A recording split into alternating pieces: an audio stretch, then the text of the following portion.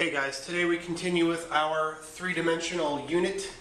We're going to talk about triangular prisms. Triangular prisms so named because they have triangular bases. They still have rectangular faces as seen here, but their bases are triangles. And we see, for example, a triangular prism in the real world in the case of our chocolate here. Okay, or Toblerone. And the chocolate's pretty good. It got a 7 on the LCR, or the Lynch chocolate rating. So you can maybe talk with Miss Lynch about the chocolate rating on that. All right, so talking about our triangular prisms, we have our net. And with our net, we can see that there are 5 surfaces here that we need to talk about, and 3 of them are rectangular and 2 of them are triangular. Okay, and I have in red the triangular bases, again because that's what sort of quote-unquote drives the prism. That's what makes it a triangular prism, the triangular bases. And then I have in blue the rectangular faces. And as an example, I have another Toblerone wrapper. Of course, this time I've flattened it out, and you can see there's 1, 2 triangular bases and the 3 rectangular faces that if I were to fold this up, there's my triangular base, and this forms together into a triangle, or triangular prism, excuse me. So we'll talk about surface area first with our triangular prism.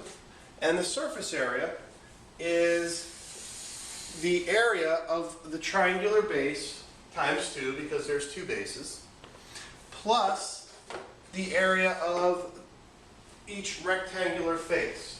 So take the measure of each rectangular face and add those to the area of the triangular bases. Okay, we can use the formula 2 times 1/2 base times height plus length times width for the rectangular face, plus length times width for the second rectangular face, plus length times width for the third rectangular face. All right, let's take a look at one. I have it drawn out in a net. And this one is just a fairly standard net here.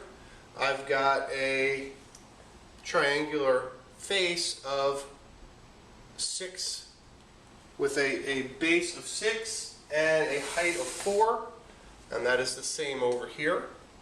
And then I have my a rectangular face with a length of 6 and a width of 5. So we start off finding the area of the triangular faces, so that would be the height of 4 times the base of 6.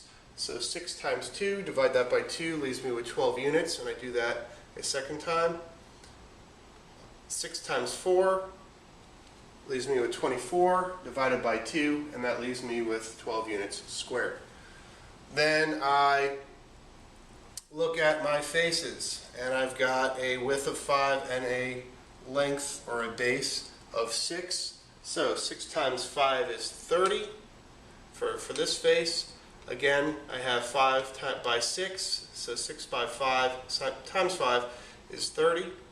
And then I look at that face. Again, I have a 5 by 6 surface. So 6 times 5 again is 30. I take 30 and 30 and 30 and 12 and 12, add those together, and I end up with 114 units squared. Okay, now I'm sure you're wondering, why don't we just take the rectangular faces and multiply what we get once 3 times? Well, sometimes the rectangles are not the same length. So you have to look at the prism and make sure that the rectangles are the same length. In this case, they're not. I have a triangular base that has a base of 3 and a height of, a base of 8 and a height of 3. And I have the same thing over here. I have a rectangular face that has a base of 8 and a length of, or a width of 7. But here I have a rectangular face that has a length of 5 and a width of 7. And then down here I have again a 7 by 8 rectangular face. So the dimensions may change, you have to be aware of that. Okay?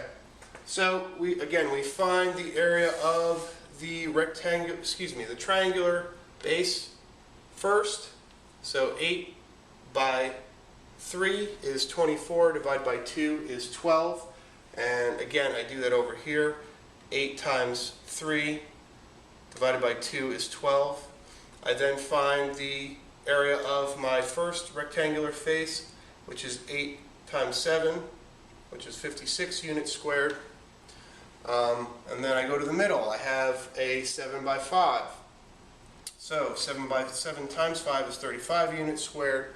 And then I do the last rectangular face, which is again another 8 by 7 rectangular face, which leaves me with 56 units squared. Then I take 56 and 56 and 35 and 12 and 12, add those together and get 171 units squared. Okay, one last example. Okay, I have a rectangular prism in prism form, and in this case I've got a base of 8, a height on the triangular face of 7, and then a length, or sometimes we'll call this a height as well, a height of 9. Okay, so this is technically the height of the prism, is 9. But for our purposes, we have the triangular face, which is 8 times 7. Divide that by 2, and you get 28 units squared. And don't forget, just because it's not showing, there is another triangular face in the back here. So that is another 8 times 7, divide that by 2, which is 28 units squared. So we have our length here times the width for this one rectangular face. That is 8 times 9, which is 72 units squared. And that appears to be the same throughout, because I've got measures of 8 and 8 here. So again, I do 8 times 9, which is 72 units squared, and then 8 times 9, which is 72 units squared. I then take all of the areas of my faces, which would be 28 and 28 and 72 and 72 and 72, add those together, and I get 272 units squared. Okay, that's just a quick run through for surface area of a triangular prism. Going to definitely practice these in class, and we'll see you then. Oos.